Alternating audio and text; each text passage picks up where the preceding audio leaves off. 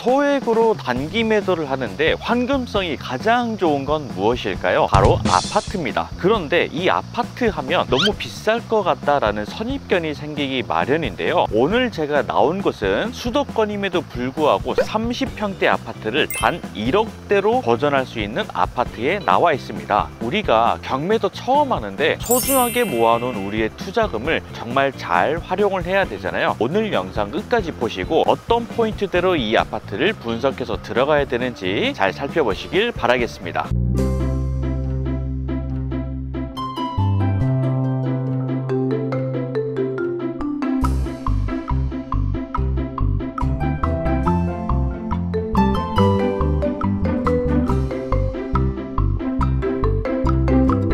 어떤 물건인지 궁금해 하실 것 같아서 사건 번호부터 알려드리도록 하겠습니다. 2025 타경 70855번입니다. 경기 동두천시 생현동에 위치한 아파트이고요. 건물 평수는 84.98제곱미터로 30평대 아파트입니다. 최초 감정가는요 2억 1200이었는데 현재 1회 유찰돼서 1억 4840만원까지 유찰이 된 상황입니다. 이 아파트 환경부터 살펴보려고 하는데요. 오늘 날씨가 굉장히 좋아가지고 아파트도 유난히 더 예쁘게 나오는 것 같아요. 아파트 외관을 살펴보니까 아주 신축급의 아파트처럼 보이지는 않습니다. 자, 이 아파트는요 2004년도에 지어져서 20년 차에 접어든 아파트입니다. 그렇지만 주차장이나 주변 환경들은 충분히 인프라도 잘 갖춰지는 걸로 체크가 되고 있는데요. 현재 낮 시간임에도 불구하고 주차장이 생각보다 꽉꽉 차 있습니다. 그러면 주차장이 부족한 거 아닐까?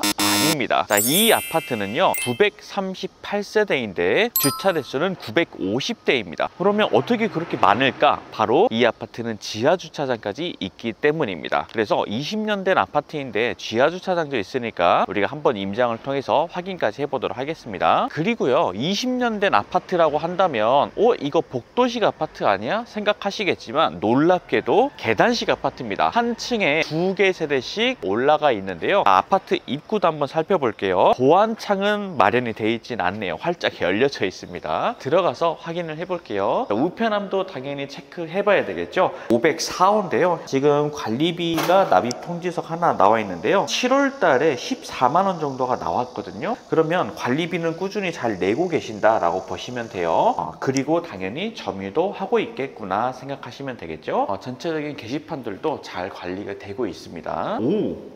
우와, 여기가 생각보다 놀랐죠? 네, 왜 놀랐냐면 여기 복도 공간이 생각보다 굉장히 넓어요. 복도식 아파트는 좀 좁기 마련인데 넓게 확보가 되어 있습니다. 옛날에 제가 여기 아파트에 이렇게 구멍 뚫린 엘리베이터에다가 얼굴 대놓고 장난치고 이랬는데 아직도 이런 엘리베이터가 남아있네요. 지금 20년 된 엘리베이터이긴 하지만 깔끔해서 굳이 교체를 하지는 않아도 될 것 같습니다. 이야, 역시 복도 공간이 굉장히 넓어요. 20년 되긴 했는데 현재 도어락 교체는 최근에 이루어진 건 아닌 것 같고요. 꽤 됐습니다. 자, 그래서 내부 상태를 보면 올 수리 수준은 아닐 것 같아요. 왜냐면 제가 아까 외부 샤시까지 체크를 했는데 샤시 교체가 안 돼 있었더라고요. 그래서 그 부분은 수리는 안 되겠구나 생각을 하고 여러분들이 도전을 하셔야 될 것 같습니다. 나머지 단지 환경도 살펴보도록 할게요. 많은 분들이 단기 매도를 하기 위해서 아파트를 찾아보고 계실 텐데요. 가장 커다란 걱정이 아마 대출 규제 문제 때문일 겁니다. 이 물건은요 대출 규제의 영향을 전혀 받지 않는다고 보시면 돼요. 왜냐하면 수도권에서 6억까지 대출을 규제한다라고 했는데 이 아파트는 매매 가격이 2억이 채 되지 않습니다. 그러면 우리가 6억까지 대출을 받을 일이 없기 때문에 첫 번째로 대출 금액에서 먼저 해소가 되고요. 그리고 두 번째로는 우리는 매매 사업자를 통해서 단기 매도를 할 거기 때문에 사업자 대출을 일으킬 거예요. 그러면 사업자 대출은 전입 신고를 해야 되는 의무가 없거든요. 실거주 의무도 없기 때문에 우리는 낙찰받은 다음에 바로 매도만 하면 되겠죠. 그렇기 때문에 이 물건은 우리가 대출 규제에서 전혀 문제 없이 도전해도 된다라고 보시면 됩니다. 실제로 저희 딱쉬운 경매 회원님들은요 오히려 남들이 대출 규제 때문에 못 들어가는 이 상황을 역으로 이용해서 정말 더 저렴하게 받아서 수익을 내고 계시거든요. 여러분들도 하실 수 있으니까 도전부터 한번 해보시는 걸 추천드리도록 하겠습니다. 자, 그러면 정말 이 물건이 확실하게 매도 매도가 될지, 수요는 있는지, 그런 부분들이 가장 걱정이 되실 텐데 그 부분도 정확하게 알려드리도록 하겠습니다. 우리 아파트는요, 경기도에 있는 30평대 아파트입니다. 그리고 권리 분석 상으로도 소유주가 살기 때문에 대항력이 인정되지 않는 안전한 물건이고요. 건물 등기의 모든 말소기준 권리 후순위들은 다 소멸되기 때문에 안전한 물건입니다. 초보자분들이 처음 도전하실 때 가장 큰 걱정이 혹시 내가 인수해야 되는 부분이 있는 거 아니야? 라고 걱정하시겠지만 이 물건은 그런 걱정조차 전혀 없다 보시면 되겠습니다. 제가 지금 나와 있는 것은요, 경기도 동두천의 아파트라고 했거든요. 이 동두천 일대에는요, 사실 커다란 일자리들이 존재합니다. 서측을 살펴보면요, 경기도 양주에 남면과 은연면이 펼쳐져 있습니다. 서울까지의 접근성은 조금 떨어지는 편입니다. 그렇다 보니까 혹시 수요가 없는 거 아니야? 아닙니다. 아까 말씀드렸던 동두천의 서측 양주에 있는 그곳이 전부 다 공단들이 몰려 있는 곳이에요. 그래서 공장 창고들도 굉장히 많고요. 그곳에서 일하고 근무하시는 분들이 이곳에 있는 주거 지역을 선택하게 되십니다. 실제로 지도를 살펴보면요, 남면과 은연면에 거의 대부분 공장 창고 아니면 논밭밖에 없어요. 아이들을 키우고 생활을 할 만한 주거 지역의 인프라가 잘 갖춰져 있을까요? 그렇지는 않겠죠. 그래서 실제로 이곳에서 생활 인프라를 누리는 그런 형태의 주거 생활이 만들어져 있다고 합니다. 일자리도 옆에 풍부하게 많고 수요도 풍부하기 때문에 단기 매도적인 부분에서는 걱정을 안 하셔도 될 것 같습니다. 자, 그러면 이곳에 있는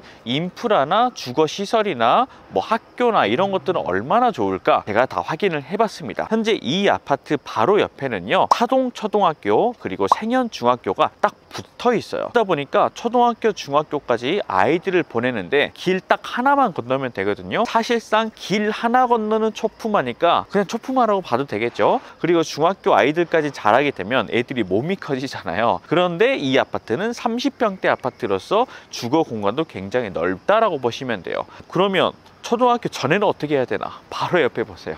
어린이집도 있습니다. 자, 어린이집이 단지 내에 굉장히 커다랗게 있기 때문에 어린이집, 초등학교, 중학교까지는 전혀 문제없이 아이들을 케어할 수 있다라는 것도 하나의 장점으로 작용할 수가 있겠죠. 그리고 여러분들 혹시 생활 인프라에서 가장 중요한 게 뭐라고 생각하시나요?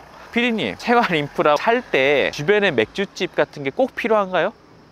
아니요. 아마 PD님은 술을 많이 하기 때문에 필요하겠지만 일반적인 맥주집이나 이런 건 필요가 없어요, 사실. 그러면 뭐가 필요할까요? 당연히 마트. 그렇죠. 가장 필요한 것이 마트가 필요할 거예요. 우리 아파트의 바로 길 건너에는요, 커다란 마트도 위치해 있습니다. 자, 우리가 아무리 쿠팡이나 택배나 이런 것들이 잘 된다 하더라도 주변에 간단히 장을 볼 만한 마트가 없으면 너무 불편하거든요. 그런데 마트까지 있다. 그리고 농협은행도 있거든요. 은행과 마트까지 갖춰져 있다라고 하면 이거는 거의 뭐 완벽한 인프라 시설이라고 볼 수가 있겠죠. 그런데 이 아파트가 1억대밖에 하지 않아요. 이것은 경매기 때문에 가능합니다. 자, 그리고 교통 여건도 생각보다 나쁘진 않습니다. 동두천 중앙역이 1호선이 우리 아파트에서 근거리에 위치해 있는데요, 걸어가기에는 아주 역세권 거리의 아파트는 아닙니다. 도보로 약 15분 정도 걸리는데요, 아마 버스를 이용하면 금방 가긴 갈 거예요. 그렇지만 지하철역이 있다는 것만으로도 우리가 충분한 교통시설이 확보가 됐다라고 볼 수가 있겠죠. 여기 보세요. 고추를 말리고 있습니다. 고추를 주차장에다가 말린다는 건요, 주차장에 남아 돈다는 얘기예요.